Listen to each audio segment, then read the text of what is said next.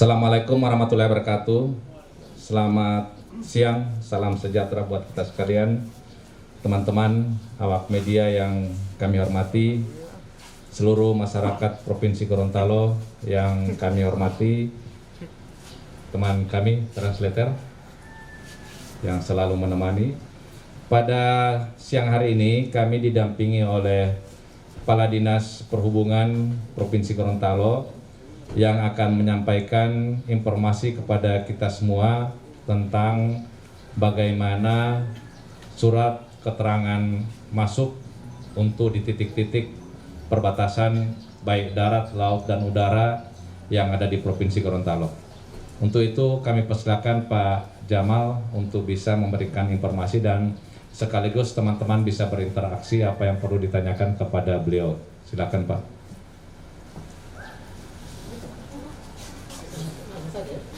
Ya, silakan Pak. Ada Kalau ada diberikan dulu Pak. pengantar ya? Oh iya. Baik. Assalamualaikum warahmatullahi wabarakatuh. Salam sejahtera kita sekalian. Alhamdulillah wa syukrillah wa la haula wa quwata illa billah. Saya Jamal Ngandro, Kadis Perhubungan Provinsi Gorontalo. Ini menyampaikan beberapa hal terkait dengan Pergub 23 tahun 2020 yang berkenaan dengan pedoman pencegahan penularan COVID-19 menuju new normal untuk Provinsi Gorontalo.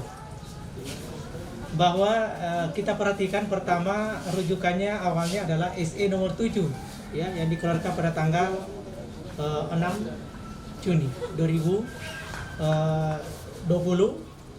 Kemudian yang saat ini sudah diperbaharui menjadi SE nomor 9 tahun 2020. Nah, di sana kita lihat bersama bahwa sesungguhnya semua pergerakan orang saat ini dibolehkan dengan catatan. Yang pertama tentu harus memiliki identitas. Yang kedua harus melakukan rapid test atau PCR. Yang berikut tentu yang bersangkutan bisa mendownload aplikasi yang telah ditentukan di dalam SE itu. Namun untuk Gorontalo kita pahami bersama bahwa memang kita mempersyaratkan itu adalah yang masuk. Tapi tentu kepada petugas-petugas khususnya di bandara maupun di pelabuhan, di sana juga diatur bahwa ada surat edaran Menteri Perhubungan khususnya di darat, itu SE nomor 11 tahun 2020 terkait dengan pengenalan transportasi menuju tatanan normal baru. Di sana juga dijelaskan bahwa semua pergerakan orang baik yang masuk maupun keluar tanpa kecuali itu wajib rapid test. Ya, untuk darat itu dikunci rapid test. Yang kedua, untuk di udara juga demikian. Sama dari SE nomor 13 tahun 2020, semua orang yang melakukan perjalanan melalui pesawat udara, maka kepada seluruh operator penerbangan dipastikan bahwa mereka tidak boleh menjual tiket. Saya ulangi, tidak boleh memberikan layanan tiket kepada seluruh penumpang jika tidak memiliki rapid test atau PCR. Demikian hanya di pelabuhan maupun di penyeberangan juga tidak boleh diberikan tiket ya, sebelum mereka memiliki rapid test atau PCR. Yang berikut tentu di Provinsi Gorontalo selaku untuk kearifan lokal kita mempersyaratkan namanya surat izin masuk. Tujuannya adalah sebagai alat untuk men-tracking semua orang yang masuk di Gorontalo yang melalui tadi pintu-pintu perbatasan laut dan udara agar memastikan orang yang bersangkutan mengikuti kemana saja selama berada di Gorontalo dalam masa 14 hari. Sehingga insya Allah bukan kita minta-minta, tetapi jika terjadi sesuatu yang luar biasa kepada orang yang melakukan pergerakan tadi, maka tentu lebih memudahkan kepada teman-teman khususnya di kesehatan untuk melakukan tracking terhadap kemana saja orang-orang yang bersangkutan selama ada di Gorontalo. Barangkali demikian, terima kasih. Lebih akurannya. Pak, kemarin kan masa berlaku rapid test hanya 3 hari, apakah ada perpanjangan Pak? Oh iya, betul.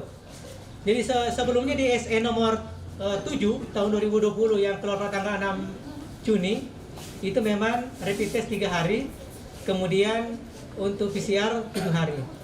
Nah, sekarang dengan SE nomor 9 ya tahun 2007 itu berubah dari rapid test maupun dengan PCR sama-sama 14 hari. Nah, sehingga waktunya makin panjang, lebih memudahkan kepada masyarakat yang melakukan pergerakan tadi karena dia bertambah menjadi 14 hari. Nah, kan untuk masuk yang diatur, keluarnya tidak. Nah, untuk persyaratan untuk keluar itu bagaimana, Pak? Karena banyak yang bertanya apakah ada persyaratan khusus kayak misalnya cuma surat keterangan sehat atau apa seperti itu untuk keluar atau bagaimana, Pak? Tidak perlu rapid test atau seperti apa? Ya, saya katakan tadi bahwa yang dilakukan pemantauan langsung ya untuk teman-teman instansi vertikal yang di daerah dalam hal ini Kementerian Perhubungan, yaitu adalah bandara, kemudian pelabuhan, maksud saya pelabuhan umum, kemudian pelabuhan penyeberangan, termutu yang terakhir adalah terminal. Maka semua orang yang akan keluar Gorontalo melalui udara, laut, penyeberangan maupun terminal penumpang di tipe A, dipastikan bahwa semua orang yang masuk dan yang keluar harus menggunakan rapid test. Itu syaratnya. Nah, tentu bagaimana kalau di perbatasan? Nah, kalau di perbatasan karena teman-teman Kementerian Perhubungan tidak hadir di lokasi sana, hanya pemerintah provinsi yang ada di sana, maka tentu kearifan lokalnya kita berlakukan, yaitu hanya orang yang masuk yang kita persyaratkan untuk melakukan rapid test. Ingin kita memastikan bahwa orang yang masuk di Gorontalo adalah orang yang sehat. Ada, Pak? Ya, kemarin kan waktu SE nomor 7 itu kalau masyarakat 3 hari untuk rapid test, tapi untuk sopir ada kebijakan untuk sampai 14 hari. Apakah dengan pemberlakuan rapid test 14 hari untuk masyarakat, apakah sopir itu ada range lagi lebih tinggi atau bagaimana? Ya, sebenarnya kemarin itu bukan kebijakan. Memang sesungguhnya yang oleh teman-teman dari KKP bahwa sopir itu diperuntukkan untuk 14 hari, memang sebenarnya sudah ada pegangannya mereka. Tetapi yang terkait dengan untuk orang adalah pergerakan masyarakat umum, maksud saya adalah 3 hari. Namun saat ini dengan keluarkan SE nomor 9, maka semuanya disamakan, baik rapid test maupun PCR sama-sama 14 hari.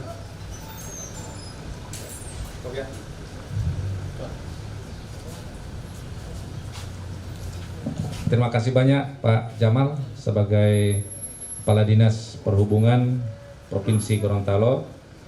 Semoga ini menjadi pencerahan buat seluruh masyarakat Gorontalo, utamanya bagi yang melakukan perjalanan dan masuk melalui seluruh pintu-pintu masuk yang ada di Provinsi Gorontalo agar mempersiapkan persyaratan-persyaratan yang disampaikan oleh Pak Jamal tadi.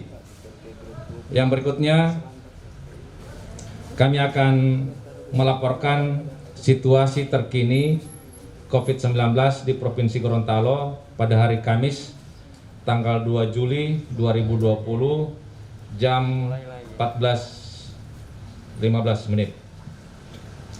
Kami menerima hasil spesimen dengan total 115 spesimen yang berasal dari Balai POM 110 spesimen dan tes cepat molekuler yang ada di Rumah Sakit Alwi Sabu 5 spesimen. Dari 115 spesimen tersebut ada 105 spesimen yang negatif, di mana 12 diantaranya dinyatakan sembuh. Alhamdulillah. Spesimen positif yang terinformasi pada hari ini ada 10 spesimen, di mana 3 spesimen lama dan 7 spesimen baru. Yang 7 orang baru ini adalah 5 dari Kota Gorontalo dan 2 dari Kabupaten Gorontalo. Pasien yang sembuh ada 12 orang, di mana yang pertama adalah pasien 91, nama DCI, perempuan 27 tahun, Kelurahan Mumialo, Kecamatan Kota Tengah, Kota Gorontalo, di mana hasil swab yang kedua yang kedua dan ketiga PCR-nya negatif dan dirawat selama 11 hari.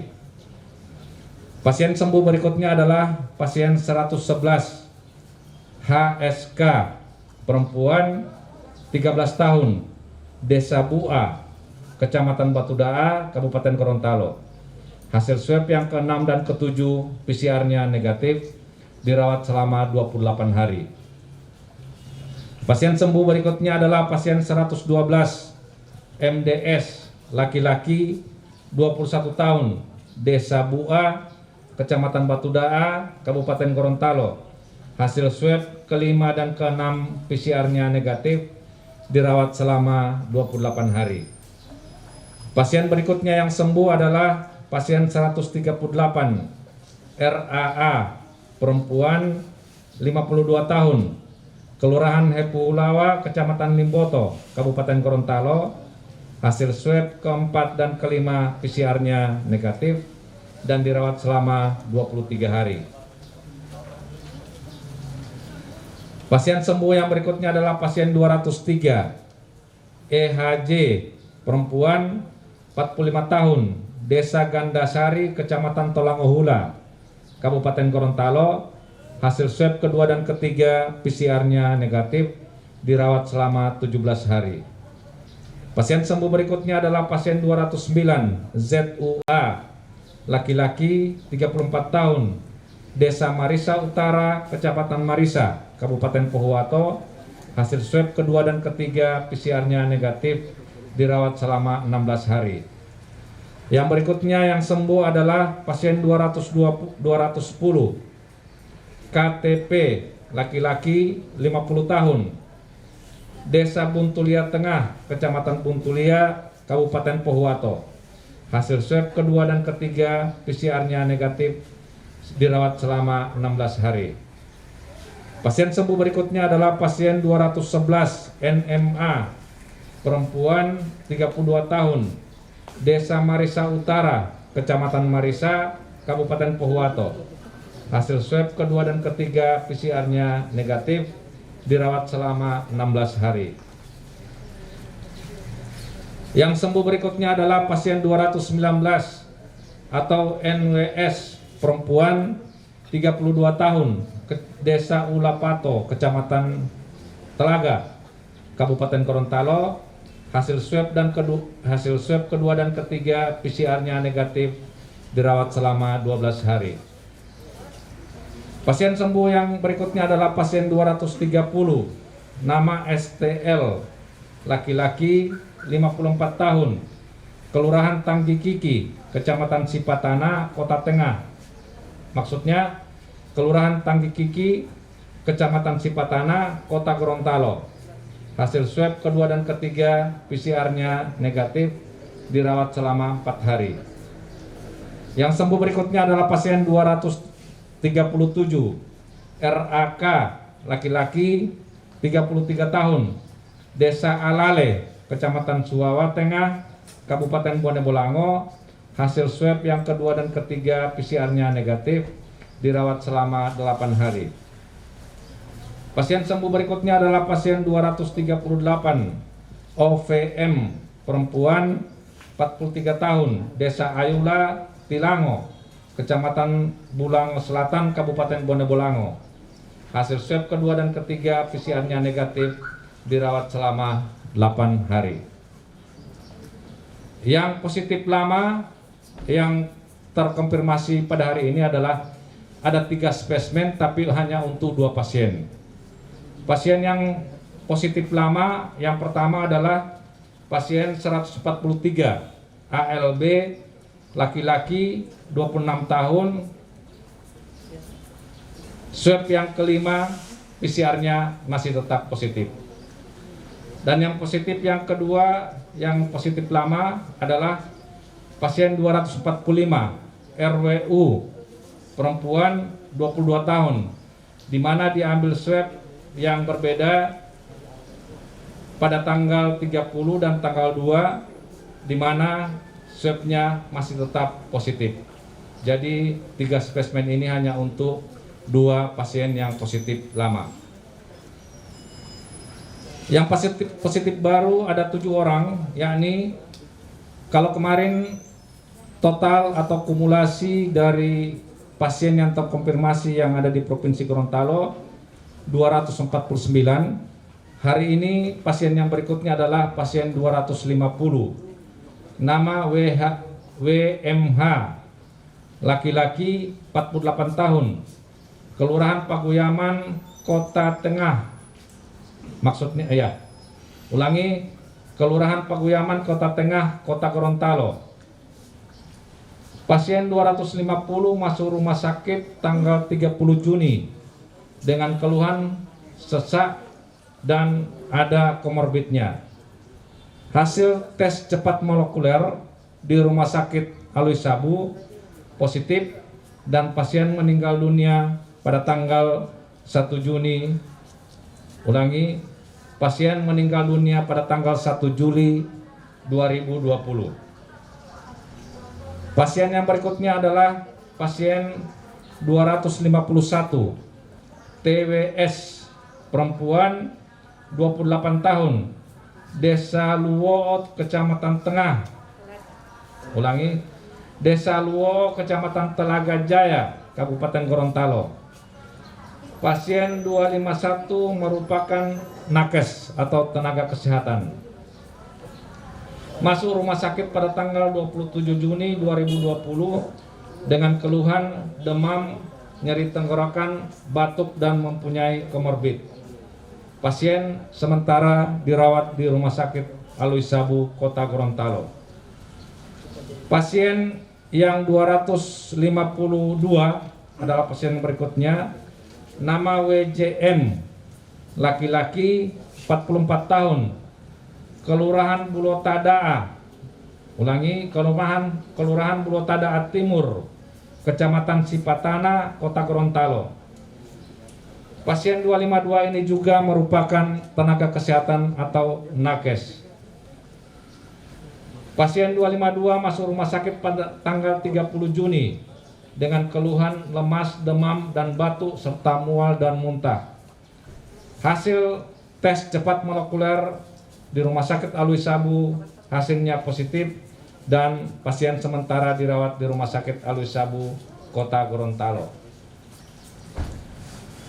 Pasien berikutnya yang terkonfirmasi pada hari ini adalah pasien 253 FDWA, perempuan 31 tahun, Kelurahan Dutulanaha, Kecamatan Limboto, Kabupaten Gorontalo. Pasien 253 ini juga merupakan nakes atau tenaga kesehatan. Hasil swabnya positif dan sekarang sementara karantina mandiri. Pasien berikutnya adalah pasien 253. Ulangi, pasien 254, nama SS, perempuan 44 tahun, Kelurahan Siendeng, Kecamatan Kota Selatan, Kota Gorontalo. Pasien 254 masuk rumah sakit pada tanggal 25 Juni 2020 dengan keluhan mual, diare, dan ada komorbidnya. Hasil swab positif dan keadaan umum dalam keadaan baik. Pasien yang berikutnya adalah pasien 255 YDK, laki-laki 43 tahun, Kelurahan Ipilo, Kecamatan Kota Timur, Kota Gorontalo. Pasien 255 masuk rumah sakit pada tanggal 28 Juni 2020 dengan keluhan panas, nyeri menelan, mual, muntah, dan batuk. Hasil swab PCR-nya positif dan keadaan umum pasien dalam keadaan baik. Pasien yang terkonfirmasi terakhir pada hari ini adalah pasien 256 SKN, laki-laki 19 tahun, Kelurahan Talumolo, Kecamatan Dumboraya, Kota Gorontalo. Pasien 256 merupakan tracking kontak dari pasien 246 atau FLA. Hasil swab positif, keadaan membaik, dan sementara persiapan ke Rumah Sakit Alwi Sabu Kota Gorontalo. Yang terakhir adalah total pasien terkonfirmasi sampai dengan hari ini berjumlah 256 orang, yang meninggal 11 orang, yang sembuh 222 orang, dalam perawatan 22 orang, persiapan rujukan ke Rumah Sakit Alwi Sabu 1 orang. Demikian yang bisa kami informasikan kepada seluruh masyarakat. Kalau ada yang perlu dikonfirmasi, silakan. Tidak ada, ya. Kami persilakan Ibu Yayu Apriani Katili, SKM MKes, untuk bisa memberikan arahan-arahan atau memberikan himbauan kepada kita semua, karena beliau ini adalah yang mengurus tentang jaminan kesehatan nasional yang ada di Provinsi Gorontalo ini. Silakan Ibu Yayu. Terima kasih. Assalamualaikum warahmatullahi wabarakatuh. Waalaikumsalam warahmatullahi wabarakatuh.